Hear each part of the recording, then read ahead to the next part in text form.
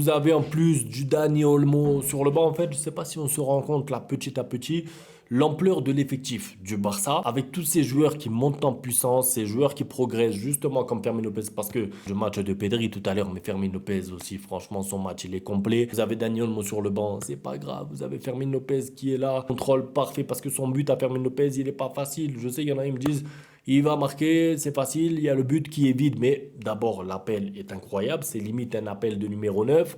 La passe, elle est millimétrée encore une fois. En fait, tout est parfait dans ce Barça, que ce soit les passes, les appels, les finitions, la conclusion.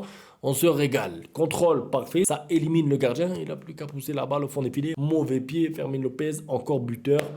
Ça fait plaisir, quoi. Et en fait, Fermin Lopez, c'est un peu ce que je vous disais concernant Ferran Torres. Ça veut dire que c'est peut-être pas des stars, c'est peut-être pas comme Pedri, d'accord, en termes de régalade, en termes de technique, des roulettes et tout. Mais c'est un joueur, quand vous l'avez dans votre effectif, vous êtes content. Parce que si demain vous avez un match de Liga et vous avez Pedri qui est pas disponible ou Gavi, vous êtes content d'avoir Fermin Lopez, Ferran Torres qui est efficace et tout. C'est important pour tenir sur la durée une saison avec autant de matchs. Bon, il n'y a pas la Coupe du Monde des clubs dans quelques mois. C'est dommage. Franchement, j'aurais bien aimé que ce Barça-là, avec la forme actuelle, soit en Coupe du Monde des clubs. Bon, c'est pas le sujet. En tout cas, il reste beaucoup de matchs. Sachez aussi, petite parenthèse, que la demi-finale, ce sera aller-retour. Donc, vous avez potentiellement un Classico aller-retour, vous avez potentiellement un match contre l'Atlético Madrid aller-retour. Donc oui, je suis content d'avoir ces joueurs-là qui font mieux que dépanner. En fait, dépanner, c'est quand tu mets un joueur et tu dis, bon, on le met lui parce qu'il n'y a pas le choix. Des fois, on mettait un joueur n'importe qui, on disait, bon, lui, il est là, Sergi Roberto, voilà, il dépanne. Il dépanne.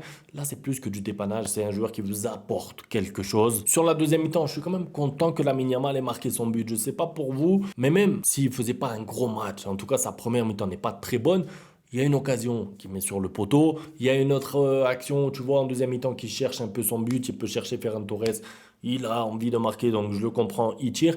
Et ensuite, il est buteur. Et moi, je trouve que si Lamine Yamal, de temps en temps, parce que ça arrive pas souvent, rate son match, mais j'exagère là, hein, il n'a pas raté, mais vous avez compris, c'est pas un match incroyable. C'est pas une masterclass de Lamine Yamal. Mais si même dans ces circonstances-là, si même quand c'est pas une masterclass, il est capable d'être buteur ou passeur ou décisif, alors là, lui aussi, comme Baldé, il passe dans une autre catégorie. Parce que le genre de joueur qui arrive à être décisif, à marquer, même quand ils sont pas dans un bon soir, c'est ça qui font qu'ensuite ils sont réguliers au cours d'une saison. C'est-à-dire qu'ils passeront pas par un moment où pendant 4, 5, 6 matchs, ils marqueront plus. Ça, c'est aussi l'une des forces de Lamine Yamal depuis quelques semaines, depuis quelques mois. Il travaille, je trouve, dans ce secteur, la finition, marquer un peu plus. Et bien sûr, on va pas être exigeant avec lui en termes de stade, de numéro. Il doit marquer plus que lui, plus que l'autre.